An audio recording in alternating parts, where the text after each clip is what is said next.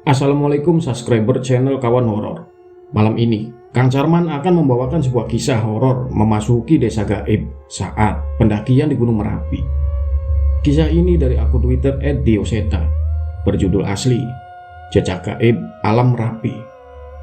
Langsung saja kita masuk ke ceritanya, dan jangan pernah dengarkan cerita ini sendirian, karena terkadang mereka tidak hanya hadir di dalam cerita. Gunung Merapi, sebuah mahakarya dari Sang Maha Pencipta yang berdiri kokoh dengan angkuhnya. Ini kedua kalinya aku mencoba menaklukkan gunung ini, setelah sebelumnya aku gagal karena sebuah gangguan yang membuatku tersesat ke sebuah desa. Ketika mendengar rencanaku untuk mendaki Gunung Merapi sekali lagi, Rama dan Yanto memaksa untuk ikut menemaniku. Mereka merasa bertanggung jawab membawaku ke puncak gunung ini. Danan, ini pegang. Sebuah HP dan handphone satelit diserahkan oleh Rama kepadaku. Apa ini? Niat banget kalian? Tanyaku yang sedikit heran. Sudah, pegang saja. Kamu kan sensitif. Jadi kalau amit-amit terjadi apa-apa, kita nggak bakalan kehilangan kamu lagi. Lihat nih, aku sama Rama juga pegang. Ucap Rama meyakinkanku. Wah, kalian perhatian banget. Tenang aja, aku udah semakin memperdalam ilmu batin. Seharusnya kali ini tidak ada halangan yang berarti lah. Balasku mencoba menenangkan mereka berdua. Iya, kita percaya kok. Tapi dari kejadian dulu kami belajar, tidak satupun gunung yang bisa diremehkan. Semudah apapun pendakiannya, kita harus bersiap sesuai prosedur. Jelas Yanto. Kami tidak memperpanjang perbincangan kami lagi dan segera melakukan registrasi di pos dan mulai memasuki jalur pendakian. Terlihat juga beberapa pendaki juga sudah mulai pendakian mendahului kami. Sepanjang awal pendakian, kami membicarakan tentang masa lalu semasa kuliah. Ternyata, walaupun sudah berpisah, mereka masih sering janjian untuk melakukan pendakian. Namun, sudah tidak se-ekstrim dulu. Selangkah demi selangkah kami lalui. Kondisi jalur pendakian Gunung Merapi memang didominasi dengan jalan yang menanjak dan bebatuan. Kami sampai di shelter pertama saat maghrib. Walaupun belum terlalu lelah, kami tetap berhenti untuk menyempatkan waktu untuk beristirahat dan menunaikan kewajiban kami sebagai makhluk ciptaan yang maha kuasa. Matahari mulai tenggelam, langit pun mulai terlihat gelap.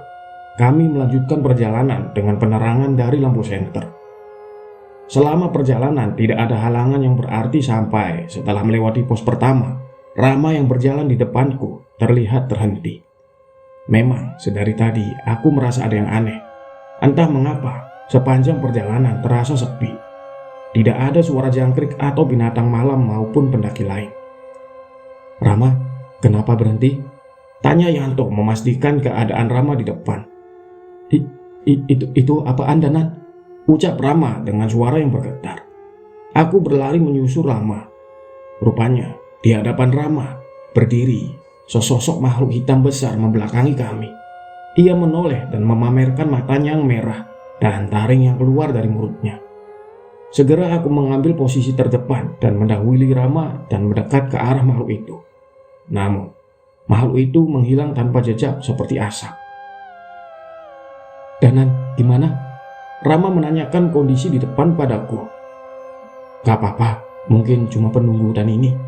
Jawabku yang memang belum tahu persis tentang apa yang aku lihat. Kami melanjutkan perjalanan. Namun entah mengapa aku merasa setelah kejadian itu, jalur yang kami lewati semakin gelap. Lebih gelap dari biasanya. Bahkan, senter kami pun tidak dapat menerangi seluruh jalan. Danan, benar ini jalannya? Tanya Rama yang masih mengikuti dari belakang. Harusnya benar. Itu dari tadi nggak ada jalan lain kan? Jawabku. Walaupun jalan yang kami lewati sudah sesuai rute, namun entah mengapa kami terhenti di hadapan sebuah hutan tanpa ada jalan setapak seperti biasanya. Rama, jalan setapaknya habis di sini. Berarti kita harus memasuki hutan itu? Tanyaku kepada Rama. Iya Danan, dulu kita emang lewat hutan sedikit, tapi kok kayaknya beda sama yang sebelumnya ya? Jawab Rama kepadaku. Ya sudah, gantian aku di depan. Mungkin saja aku ingat nantinya. Yanto menawarkan diri untuk berjalan di depan memandu kami. Semenjak memasuki hutan, suasana menjadi sangat berbeda. Cahaya bulan hampir tidak bisa masuk ke hutan ini. Hanya penerangan dari senter kamilah yang membantu kami untuk mencari jalan. Kami berjalan menyusuri gelapnya hutan. Tapi entah mengapa, perjalanan kami terasa lama sekali tanpa ada tanda-tanda ujung dari hutan ini. Danan, kamu nggak ngerasa ada yang aneh? Tanya Rama kepadaku. Iya, kita udah jalan lama. Tapi kenapa nggak ketemu dengan ujung hutan ini ya? Aku setuju dengan Rama. Emang kamu tahu kita diisengin apa enggak? Kali ini Yanto mencoba memastikan kepadaku. Kalau ada yang iseng, aku pasti sudah sadar. Tapi memang aneh. Di gunung yang biasanya banyak makhluk gaib, di hutan ini malah tidak ada sama sekali. Ceritaku kepada kedua temanku itu. Kami menyudahi perbincangan kami dan mulai berjalan lagi. Entah berapa jam perjalanan, hingga lampu senter kami mulai meredup. Saat diselimuti rasa lelah, kami mulai merasa gelisah. Angin dingin yang berembus merubah suasana hening ini menjadi semakin mencekam. Api, itu ada api Danan, ucap Yanto yang melihat sepercik cahaya dari dalam hutan yang masih cukup jauh. Kami merespon ucapan Rama dan mempercepat langkah kami. Yanto, tunggu. Semakin dekat dengan nyala api itu, perlahan aku mencium bau yang cukup aneh. Kenapa Danan? Tanya Rama. Bau melati, hati-hati, jawabku dengan singkat. Terlihat mereka memahami maksudku dan mulai melangkah dengan hati-hati. Saat kami sudah mulai dekat, aroma melati itu semakin pekat. Cahaya api yang kami lihat semakin dekat. Namun, bukannya berasal dari api unggun.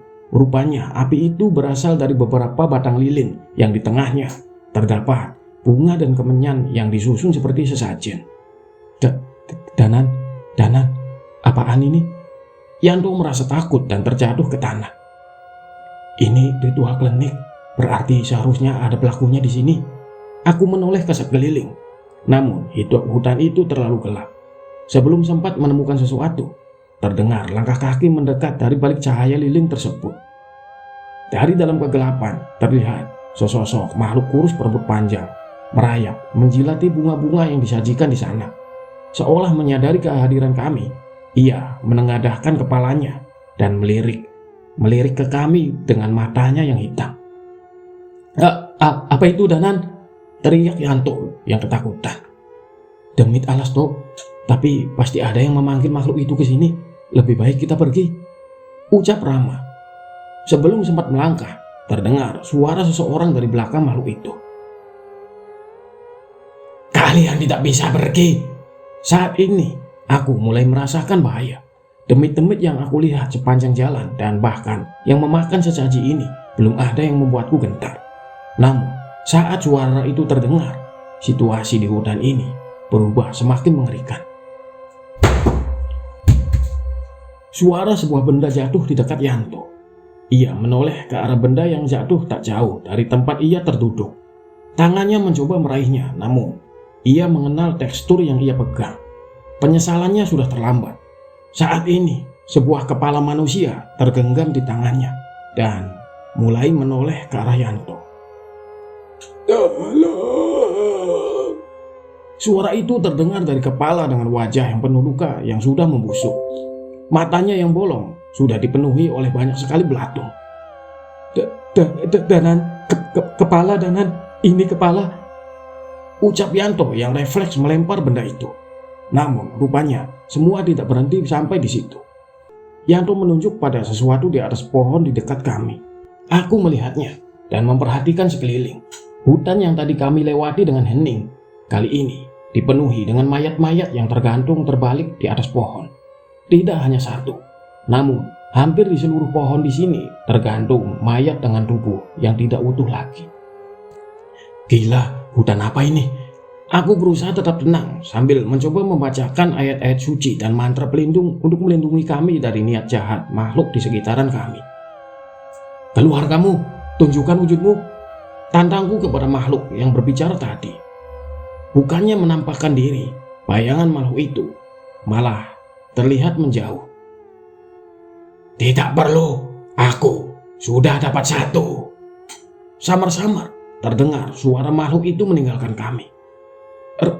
Rama, Rama di mana? Tanyaku kepada Yanto yang masih panik. Kami mencari sekeliling. Tadi dia di sini, nggak jauh dari kita. Kali ini, ia semakin panik dan segera menghubungi dengan HT yang ia bawa. Namun, tetap tidak ada jawaban. Tak sedikit pun petunjuk keberadaan Rama terlihat di dekat kami. Sebaliknya, mayat-mayat yang tadi tergantung di atas pohon mulai berjatuhan dan merayap ke arah kami. Tolong! Tolong! Aku mencoba membacakan doa-doa penenang untuk menenangkan demit wanita yang merayap ke arahku. Namun, Yanto terlihat panik. Puluhan mayat mulai merayap ke tubuhnya. Danan! Tolong Danan! Teriak Yanto. Aku membatalkan niatku dan berdiri menarik Yanto untuk berlari. Namun, mayat-mayat itu terus berjatuhan dari atas pohon dan bermunculan dari gelapnya malam. Shh, kesini. Suara wanita terdengar dari salah satu sisi hutan. Kami menoleh. Terlihat seorang perempuan bersembunyi di balik pohon memanggil kami. Tak ada pilihan lain, kami berlari ke arahnya. Namun sebelum sempat sampai, wanita itu berlari menjauh seolah meminta kami untuk mengikutinya. Benar saja, jalur yang ia tunjukkan sama sekali tidak diganggu oleh mayat-mayat itu. Kami berlari dan terus berlari hingga akhirnya kami sampai di mulut hutan. Kami berhenti, namun terlihat wanita itu terus berlari. Kami mengikuti arah larinya dengan perlahan dan di sana terlihat sebuah desa kecil. Danan, Yanto, kesini. Seseorang memanggil kami. Itu adalah suara Rama. Kami segera menghampirinya dan mengecek keadaannya. Rama, kamu nggak apa-apa? Gimana kamu bisa sampai di sini? Tanyaku kepada Rama. Itu waktu terpisah dari kalian, aku ketemu mbak itu dan dia ngajak aku ke sini. Jelas Rama. Kami memperhatikan desa itu. Nampak rumah-rumah kayu zaman dulu mendominasi bangunan di desa ini. Mas, mau ke puncak ya? Tiba-tiba terdengar suara seorang bapak-bapak menghampiri kami. Iya pak, bener lewat sini jalurnya pak. Aku menjawab pertanyaan bapak itu. Biasanya jarang ada yang lewat sini, tapi saya kok heran ya, kenapa malam ini jadi banyak yang lewat desa ini ya? Bapak itu bertanya kembali. Aku menceritakan semua yang terjadi, termasuk mengenai makhluk yang kami lihat di hutan tadi. Bapak itu hanya mengerutkan dahi menunjukkan rasa simpatiknya. Ya sudah, mas-masnya istirahat dulu saja di sini. Bahaya kalau kemalaman. Lagi pula kemungkinan mas-masnya juga sudah diincar, ucap bapak itu. Kami duduk di salah satu salasar rumah warga dan meminum air perbekalan kami untuk menghilangkan rasa lelah. Mas, sini. Terdengar suara seorang perempuan memanggil kami. Rupanya itu adalah suara perempuan yang memandu kami keluar dari hutan. Mbak, tadi terima kasih ya sudah membantu kami keluar dari hutan itu, ucap Rama membuka pembicaraan. Iya mas, nggak apa-apa, udah biasa. Ini Sabtu Kliwon, biasanya para pencari ilmu menjadikan hutan itu mencari tumbal. Jawab perempuan itu. Kami saling menatap. Salah sedikit saja, kamilah yang akan jadi tumbal para pencari ilmu itu. Udah ayo ke balai desa. Tadi habis ada acara, ada teman-teman kemasnya juga di sana. Setelah berbicara, wanita itu segera memandu kami menuju balai desa. Benar, di sana terlihat para pendaki yang tadi sudah berjalan mendahului kami. Mereka sedang berbincang dengan beberapa warga desa sambil menikmati suguhan yang disajikan warga. Monggo mas, istirahat dulu di sini, ucap salah satu warga desa yang menyambut kami. Iya pak, terima kasih. Kami segera mengambil posisi duduk seadanya di sekitaran warga itu. Bu, ini ada tamu. Ya disuguhin apa gitu? Perintah orang itu kepada istrinya. Sudah pak, nggak usah repot-repot. Kita sudah bawa perbekalan kok, ucapku kepada bapak itu. Alah, nggak repot kok mas. Tadi juga habis ada acara banyak makanan yang sisa kok, ucapnya. Kami melihat sekitar. Memang terlihat ada panggung dan alat musik tradisional. Dan di sana seolah selesai mengadakan acara. Mataku berpandangan dengan pendaki yang sudah datang duluan dan mengangguk sekedar memberi salam. Habis ada acara apa toh pak? Tanyaku penasaran. Biasa, pementasan tari. Hampir setahun 2 kali kami mengadakan pementasan ini. Jelas Bapak itu. Tidak ada sound system, hanya alat musik tradisional usang yang terlihat di sekitaran panggung. Aku berjalan-jalan dan memperhatikan panggung dan orang-orang di sekitaran balai desa. Monggo dicicipi seadanya. Tiba-tiba istri dari warga desa yang menyebut kami itu datang dan membawa sebuah nampan berisi makanan dan teh hangat. Kebetulan stok airku sudah habis, diisi teh hangat aja nih cocok. Rama segera mengambil kendi berisi teh dan mengisi botolnya. Yang sopan kamu, ucap Yanto sambil memukul lengan Rama yang dengan cepat dihindari Yanto. Ya sudah, nikmati dulu ya, saya tinggal dulu, ucap warga desa itu. Iya Pak, terima kasih banyak Pak, jawabku. Aku menghampiri Rama dan Yanto untuk segera duduk dan memikirkan mengenai kejadian di hutan tadi. Rama dan Yanto masih sibuk membicarakan hal yang tidak penting. Sambil melihat kekonyolan mereka, aku bermaksud memakan suguhan yang disajikan warga tadi. Namun, semua itu terhenti oleh seorang wanita yang muncul menghampiri kami. Jangan dimakan, ucap wanita itu dengan menatapku sejenak dan segera pergi meninggalkan kami. Samar-samar, aku mengingat wajah wanita itu. Tidak pasti, tapi aku rasa aku pernah melihatnya. Wajah wanita itu sama persis dengan wajah mayat wanita di hutan tadi yang sempat kudoakan. Rama, Yanto, ayo kita pergi dari sini.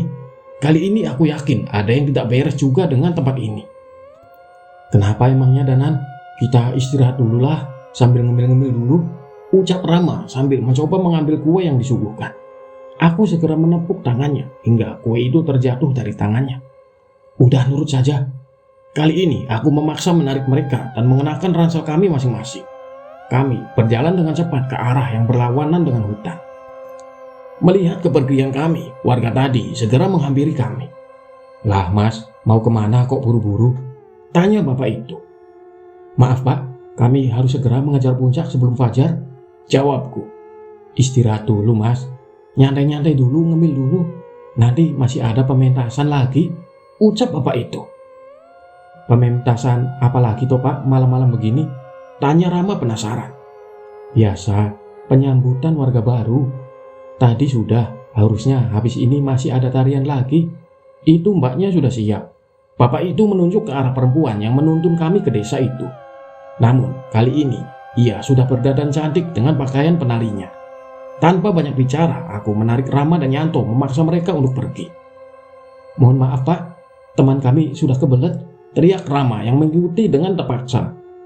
Sepanjang perjalanan, aku membaca doa-doa dan ayat suci. Kami berjalan sambil sering mengabsen 1-3 agar tidak ada lagi yang tertinggal atau malah bertambah. Setelah lama berjalan, akhirnya kami sampai di jalur yang dikenal. Terlihat juga beberapa pendaki lain di depan kami. Danan, sudah aman nih, jelasin ke kita kenapa tadi buru-buru, tanya Yanto yang masih penasaran. Tadi itu hampir saja, itu desa gaib. Kalau tadi kalian makan makanan yang disuguhin, bisa-bisa kalian gak bisa keluar dari desa itu, ceritaku kepada mereka. Yang benar kamu Danan, gak mungkin. Tadi aja kan ada pendaki lain yang barengan kita kan, protes Rama yang mulai terlihat pucat. Mereka sudah terlanjur makan suguhan warga di sana. Sekarang mereka sudah dianggap warga desa itu, makanya dibuat penyambutan. Jelasku sekali lagi. Yanto terlihat lebih pucat dari Rama. Tubuhnya terlihat gemetar sambil mencoba mengeluarkan botol air yang sudah diisi teh hangat dari desa itu. Saat botol itu dibuka, tercium bau amis yang sangat menyengat, seperti bau darah hewan yang sudah membusuk. Dan tidak hanya itu, satu persatu belatung keluar dari cairan amis dari botol milik Rama. Yanto terlihat tak mampu menahan rasa mualnya. Segera aku menutup hidungku dengan kain dan membantu Rama membuang cairan itu, mencuci botolnya dengan tanah, dan membacakan doa untuk menghindari makhluk halus yang tergoda dengan minuman dari desa gaib itu. Danan, berarti pendaki tadi nggak bisa diselamatin? Tanya Rama kepadaku. Aku hanya menggeleng. Namun Rama masih tidak terima. Bukannya kamu punya ilmu kebatinan? Kalau kita paksa mereka melepaskan pendaki itu gimana? Tanya Rama. Percuma, mereka itu penduduk asli sini. Kitalah yang pendatang. Sekarang, pendaki itu sudah menjadi warga desa gaib itu dan hidup bersama mereka. Tidak ada yang bisa kuperbuat, setidaknya dengan kemampuanku saat ini. Aku mencoba menjelaskan kondisinya kepada Rama. Berarti seandainya ada orang yang lebih hebat mereka bisa diselamatkan? Tanya Rama sekali lagi. Iya, mungkin bisa. Saat kita turun, kita sampaikan kejadian ini kepada juru kunci. Seharusnya ia mempunyai wibawa yang cukup untuk meminta pendaki itu kembali. Rama mulai mengerti, dan Yanto pun sudah mulai tenang. Kami melanjutkan untuk berjalan kembali dan memutuskan membuka tenda di Pasar Bubrah bersama pendaki lainnya. Danan, katanya Pasar Bubrah juga angker. Katanya ada pasar gaib gitu ya? Tanya Rama yang mulai jadi penakut karena kejadian tadi. Iya, tapi hari ini bukan pasarannya. Tenang saja. Jawabku menenangkan mereka. Kami beristirahat dan menghabiskan sisa malam untuk tidur di tenda dan memasang alarm menjelang subuh untuk segera menjemput puncak Merapi yang gagal kugapai beberapa tahun lalu. Pagi mulai datang. Sebelum alarm berbunyi, suara para pendaki lain sudah lebih dahulu membangunkanku. Terlihat Rama dan Yanto juga berusaha keras menahan rasa kantuknya. Kami bersiap untuk memulai pendakian di medan yang berbatu. Kami bersiap mendaki Gunung Anyer untuk mencapai puncak Merapi. Aroma belerang mulai tercium dengan udara dingin yang selalu berasap. Hingga akhirnya kami sampai di puncak di mana terdapat tempat datar yang cukup luas, tepat di bawah puncak Garuda.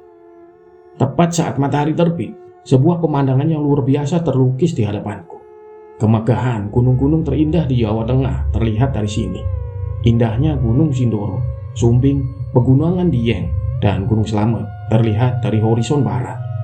Megahnya Gunung Merbabu yang dapat dilihat di sebelah utara, dan Gunung Lawu di sebelah timur yang terlihat berdiri kokoh. Sungguh sebuah keagungan ciptaan yang maha kuasa yang tidak henti-hentinya aku kagumi.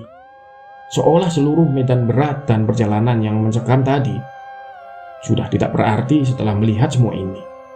Danan, sini aku fotoin, teriak Rama kepadaku. Aku menghampiri mereka dan berpose tepat di bawah puncak Garuda, sebuah batu yang dulunya berbentuk seperti burung Garuda yang hancur pasca erupsi tahun 2010 yang lalu. Kami beberapa kali berfoto sambil mengibarkan bendera merah putih, sebuah kebanggaan atas keindahan alam yang dimiliki oleh bumi pertiwi ini. Ram, nanti fotonya cetakin ya yang banyak, perintahku kepada Rama. Buat apaan? Sejak kapan kamu jadi narsis begitu? Tanya Rama yang penasaran. Mau aku kirim ke kenalanku di desa Windwalid, mereka yang nolongin aku waktu dulu gagal ke sini. Jelasku kepada Rama. Rama mengerti dan mengangguk tanpa bertanya lagi. Setelah puas beraktivitas di puncak, kami segera turun mengikuti alur pendaki lainnya. Dengan jalur yang terang, hampir tidak ada halangan untuk melewati jalur untuk turun. Sesuai rencana kami mampir ke pos registrasi dan menceritakan kejadian kami di desa gaib. Rupanya, kejadian ini pernah terjadi beberapa kali. Beberapa fotokopi KTP ditunjukkan kepada kami untuk mengidentifikasi pendaki yang kami ceritakan. Kami menunjukkan yang kami ingat, dan apabila 1 kali 24 jam pendaki itu tidak kembali, mereka akan meminta tolong juru kunci untuk mencarinya. Baru saja mendapat sinyal, suara handphoneku berbunyi. Woi Danan, kamu di mana? Susah banget ditelepon. Itu adalah suara Cahyo, rekan kerjaku di pabrik gula milik Pak Leko. Aku lagi di Merapi, maaf ya ini nggak ada sinyal soalnya. Jawabku kepada Cahyo. Di Merapi, nyari ilmu apa lagi kamu? Tanyanya dengan heran. Enggak, ini bareng teman-teman kuliah. Ya Yuda cepet pulang, ini di pabrik gula ada masalah. Aku sama Pak Lemu lagi butuh bantuan nih, jelas Cahyo. Aku mengiyakan perkataan Cahyo. Jika Cahyo sudah meminta tolong, berarti ia benar-benar kesulitan. Rama dan Yanto terlihat berkeliling mencari sarapan. Setelahnya, kami berpisah dan kembali ke aktivitas masing-masing. Aku cukup senang, setidaknya walaupun cukup sibuk, mereka rela menyempatkan waktu untuk memanduku ke indahnya puncak Gunung Merapi yang tidak akan pernah mungkin kulupakan. Itulah sebuah pengalaman horor saat pendakian ke Gunung Merapi. Semoga dari kisah ini dapat kita ambil pelajarannya. Ambil baiknya dan buang buruknya. Akhir kata, wassalamualaikum warahmatullahi wabarakatuh. Salam kawan horor.